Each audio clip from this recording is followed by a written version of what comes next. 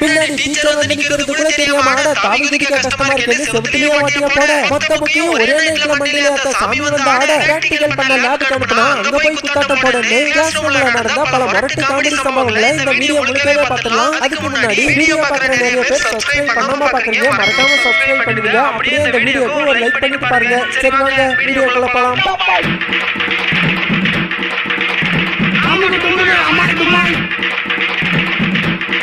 வருஷம் ஃபுல்லா படிக்காம ஓவர் நைட்ல எப்படி பாஸ் பண்றதுன்னா இதோ இப்படிதான்.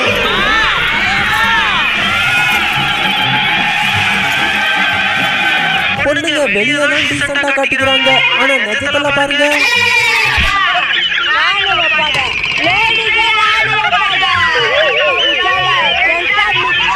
காலங்காத்தால அதுவும் கிளாஸ் ரூம்ல என்ன தூக்கம்.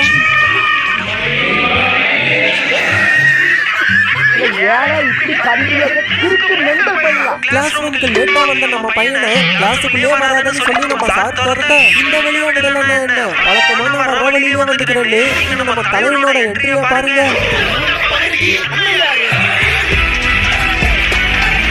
பிடி பீரியட்ல கூப்பிட்டு இவங்களுக்கெல்லாம் ட்ரைனிங் கொடுத்தது தப்பா போச்சு. பாருங்க அந்த ட்ரைனிங்கை எதுக்கு யூஸ் பண்றாங்களா?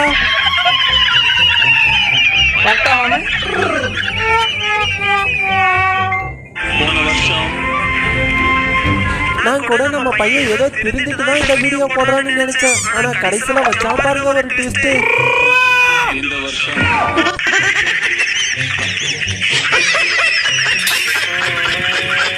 படிப்பு மேல இருக்க ஆர்வத்துல லேட்டானாலும் பரவாயில்ல எப்படியாவது உள்ள வந்து படிச்சிடலாம்னு நம்ம பையன் பாக்குறான்.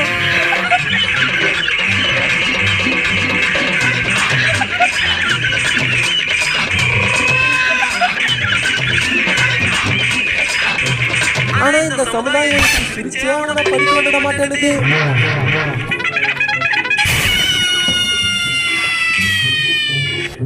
ரொம்ப நேரமா எப்படியாவது கிளாஸுக்குள்ள வந்து உட்காந்து படிச்சிடலான்னு துடிச்சான். ஆனா கிளாஸ்ல இருக்கவங்க எல்லாம் நம்ம தலைவனை பார்த்து கேவலமா சிரிச்சதால எனக்கு படிப்பும் வேணாம் ஒண்ணு வேணான்னு இப்படி வந்த வழியிலே திரும்பி கிளம்பிட்டான்.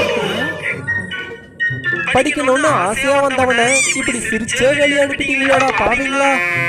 நம்ம பையனே மனசா மாத்திக்கிட்டு இன்னைக்கு ஒரு நாள் அழுகாம ஸ்கூலுக்கு போயிட்டு வந்துடலான்னு பேக்கா மாட்டிக்கிட்டு கிளம்புனா நீ வீட்லயே இருந்தா தங்கன்னு அவங்க அம்மா பண்ண காரியத்தை கொஞ்சம் பாருங்க.